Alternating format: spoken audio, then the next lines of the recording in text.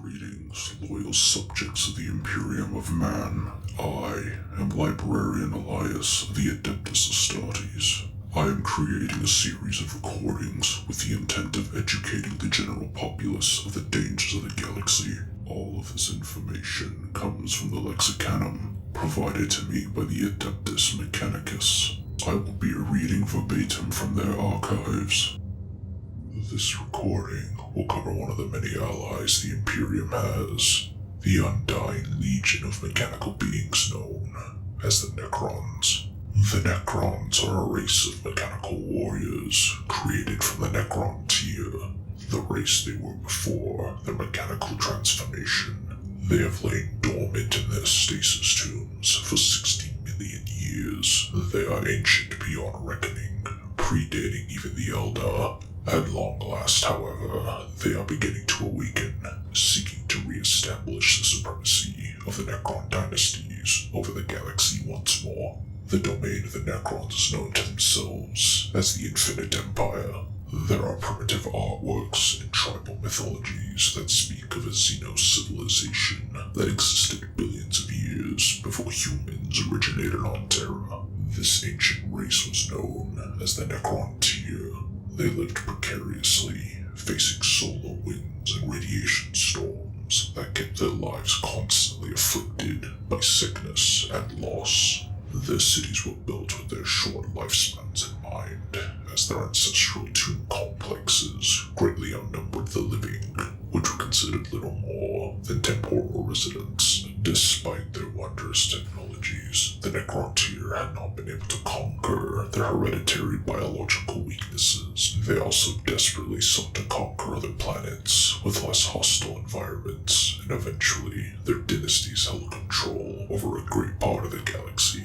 It was during their military campaigns that the Necron tier first came into contact with the Old Ones, one of the first sentient races. As their empire expanded and grew more diverse, tensions between the dynasties threatened their unity. Rebellions known as the First Wars of Secession erupted as entire realms fought for independence. The Triarch, the ruling council of Necron tier, realized that only the threat of an external enemy would bring unity once more, and saw the Old Ones as the perfect subjects for the wrath of their race. Already jealous of the Old Ones' seemingly eternal lifespans, the Necron tier initiated hostilities.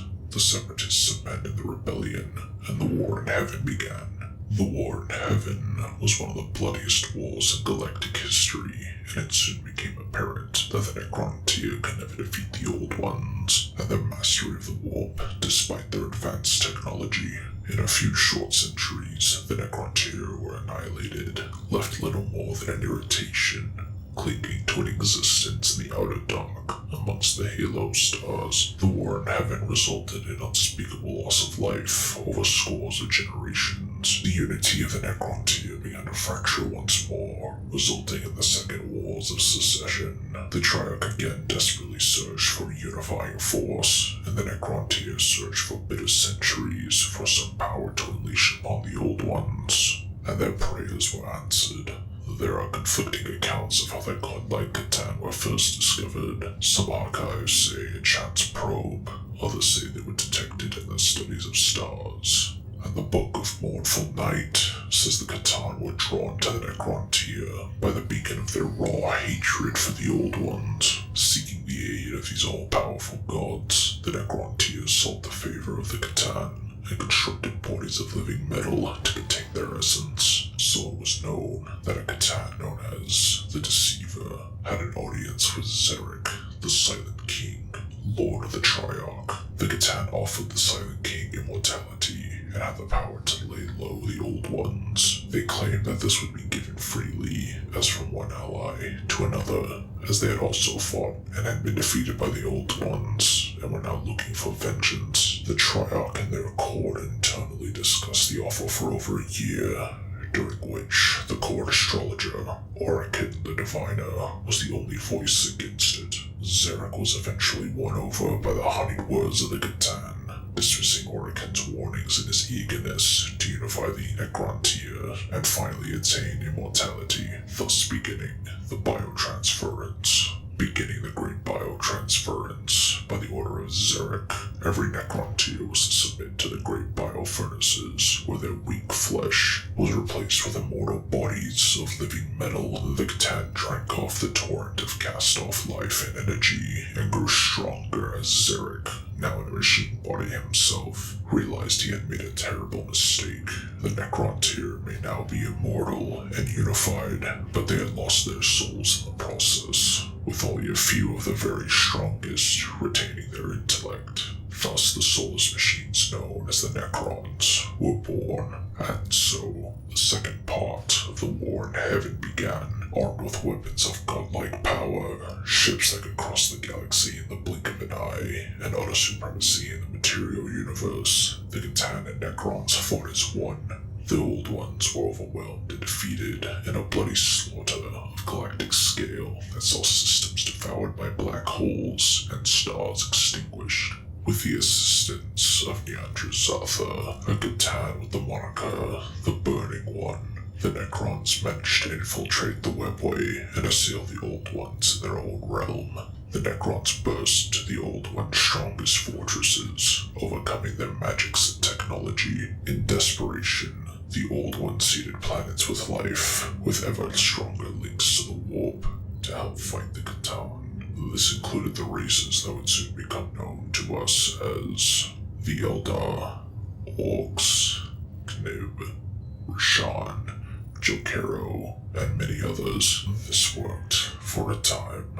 The energies of the warp were anathema to the Catan, but before the Necron and Catan could respond, the desperation of the Old Ones became their undoing. The Sea of Souls mirrored the war, pain, and destruction of the Materium, and awash with the spirits of those consumed in the carnage. Older warp entities became terrifying predators, their intergalactic network shattered, their places of power overrun by horrors of their own devising, and their minions possessed by the Enslaver Plague. The Old Ones were scattered, their power utterly broken. Throughout the final stages of the war in heaven, Xeric bided his time, waiting for the moment where the Catan would be most vulnerable. With the Old Ones finally defeated, the Silent King struck and led a Necron revolt against the arrogant Catan. The Necrons focused the unimaginable energies of the living universe into weapons too mighty for even the Catan to endure.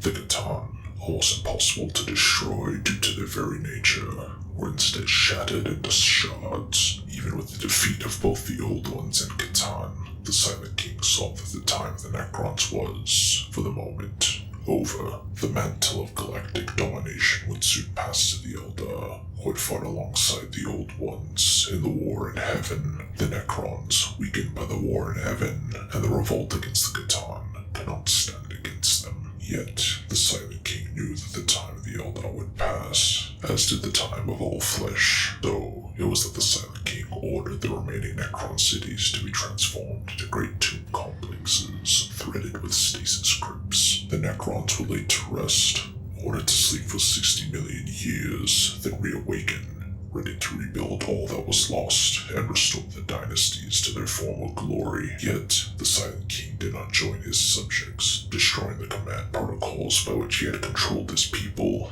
The Silent King left the galaxy, there to find whatever measure of solace or penance he could. For 60 million years, the Necrons remained in their deathless slumber in their tombs, or became known as the Great Sleep. As time passed, many tomb worlds fell prey to malfunction or ill fortune. Some were destroyed by marauding Eldar. These failures destroyed millions, if not billions, of dormant Necrons. When the tomb worlds did begin to reawaken, it was not simultaneously. Some awoke to see the Great Crusade, others during the Age of Apostasy. Most, however, awoke during the later years of Millennium 41, but even still, billions of Necrons lay dormant. What the Imperium cannot know is that, should the Necrons ever fully wake and unite, they would face a foe as numerous as themselves. For now, the Imperium has but a taste of the Necrons' might, and it was fortunate for mankind that the Necrons remained divided by madness and conflicting agendas. However, these are but the first stumbling steps of a giant as it gathers pace and even now, powerful leaders like Enriquez the Traveler, Imhotep the Stormlord, and the Silent King are uniting their people under a common cause in order to re-establish the Infinite Empire. In 744, Millennium 41, the Silent King ended his self-imposed exile and returned to the galaxy after an encounter with the Tyranids within the intergalactic void. He discovered the Tyranids were just one of many threats facing the Necrons. Other alien races had swarmed over their two worlds, and the warp now seeped across the galaxy. Zarek has begun a journey across the galaxy with a band of his loyal Triarch Praetorians to reawaken tomb worlds that still slumber so they may unite against the Tyranids. The returned Silent King is careful to not reveal his true identity, even to fellow Necrons. He works primarily through Triarch Praetorians, or unwitting cryptechs and Necron overlords to achieve his goal, and has steadily influenced the galaxy from one side to the other. Slowly, he has pursued his great work from the shadows. He intends to unite the Necrons against the Tyranids, while also manipulating the younger races to his own schemes. The first reported contact between the Necrons and the Imperium of Man came in 897. Millennium 41, during the raid on Sanctuary 101. The report specifies that the invaders might have emerged from the ground itself. After the formation of the Great Rift, the Necrons accelerated their plans against the Immaterium by creating the Pariah Nexus, a region of space also known as the Zone of Silence, in which the warp itself has been nullified. In appearance, the Necrons are skeletal parodies of living beings, with swirling green energies emanating from their mechanical limbs and baleful, lifeless emerald eyes. Necron bodies contain blood-like coolant to prevent overheating. Physically, Necrons are undying beings, whose bodies exhibit superior strength and endurance to that of organics. Necrons have some robotic counterparts that are comparable to their past organic body parts. Eyes are substituted by oculars, ears by auditory transducers, skin by necrodermis, and their faces by faceplates or death masks. Rib cages remain with the name unchanged, except now they protect an internal energy reactor rather than life-sustaining organs. Other parts of their bodies / armors include their shoulder plate or shoulder guard. High-ranking Necrons, such as overlords, have command nodes stemming from their shoulder guard, which convey their orders to their warriors. All Necrons possess sophisticated auto-repair systems throughout their exoskeletal systems that can repair even the most crippling of damages, while this can keep them functioning constantly. Should there be irreparable damage sustained, the Necron phases out. Both their minds and bodies are teleported to the nearest tomb complex, where they either remain in storage until repairs are made, or a new body is forged. This act does, however, come at a cost, as each act of transference leads to decay of the Necron's engrams, or memories. As such, those Necrons that have died and phased out hundreds of times suffer the most, for they become little more than automatons who have lost the memory of the creature that they used to be in life. Necrons also possess chronosense, which allows them to adjust the speed of their perception of time. Necrons, like the other intelligent races of the galaxy, have a hierarchy. The Necrons inherited the same form of government as the Necron tier. The highest political body of the Infinite Empire is the Triarchy, which consists of the Silent King and two high-ranking Pharaons. The agents of the Triarchy are the Triarch Praetorians, who enforce the Triarch's will upon the Lord Dynasties.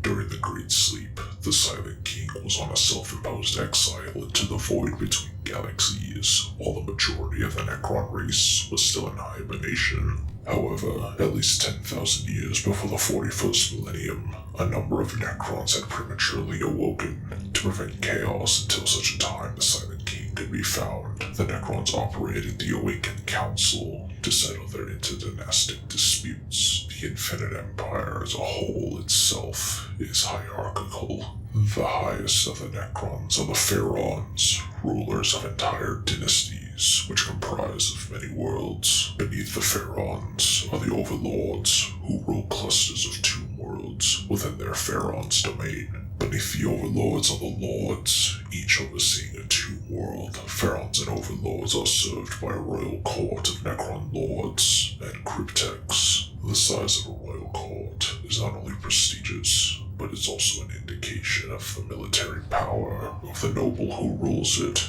Much like those of humanity, Necron courts are rife with webs of political intrigue. Below the royal court are the war phalanxes of the Necrons, including Necron warriors, immortals, and war engines. Beneath these ranks are auxiliaries more akin to allies than true warriors. These include the Destroyer cults, Necrons who are overtaken by the Destroyer virus, which causes them to want to destroy all organic life in the universe, and the Flayed Ones, Necrons overtaken by the Flayer virus, which causes them to wear the flesh and strewn organs of living beings. Supporting all of this are vast swarms of fully autonomous, canoptic constructs, and it is at the bottom of this empire that the captive Catan endure, shackled and used by the Necron overseers.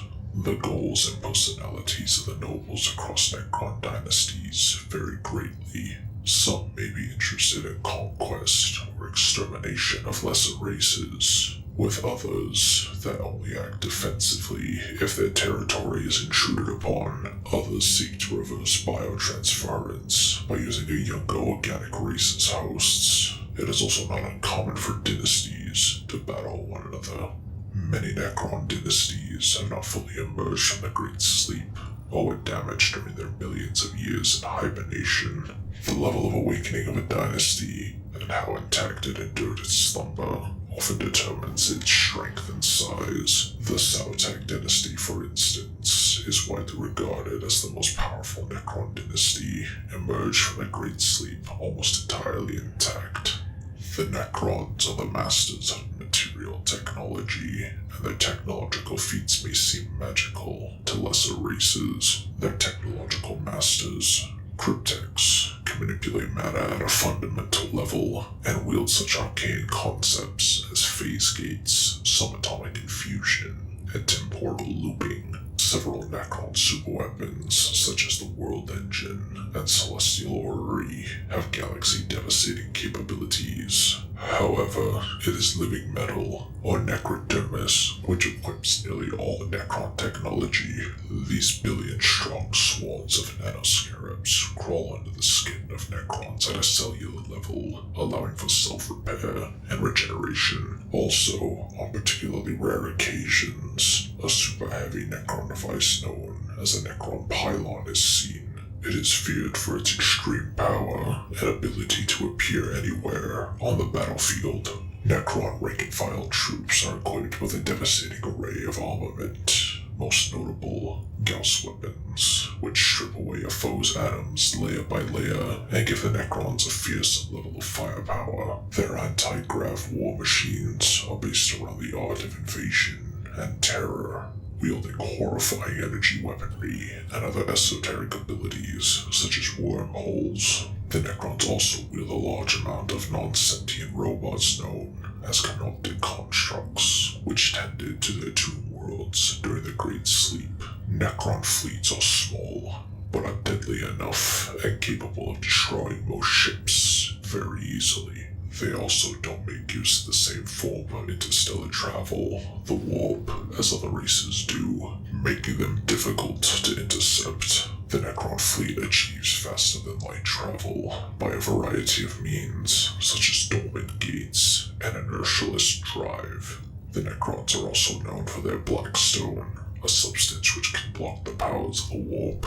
This makes the Necrons anathema to chaos, and Blackstone has become a precious commodity across the galaxy. Blackstone most notably was used in the Akkadian pylons, which held back the power of the Eye of Terror. There are several notable Necrons that will be discussed in other recordings, some of which include Anrakir the Traveler, an overlord who leads his armies across the stars to awaken as many tomb worlds as he can, Imhotep the Storm Lord, Pharaon of the Sautek dynasty, Vargard Oberon, and Nemesis Zandrek, both Necrons that are unique amongst their own race. Oraken the Diviner, a cryptech known for his ability to predict the future. Illumino Zeres, a cryptech seeking to unravel the mysteries of life, and as of recent, searching a way to reverse biotransference. Trazyn the Infinite, overlord of the planet Solemnis, that uses it as a personal gallery for things he has collected throughout the eons. And of course, Xeric, the Silent King of the Triarch. This concludes the information regarding the Necrons. More in-depth information regarding this race will be recorded at a later date. This is Librarian Elias, signing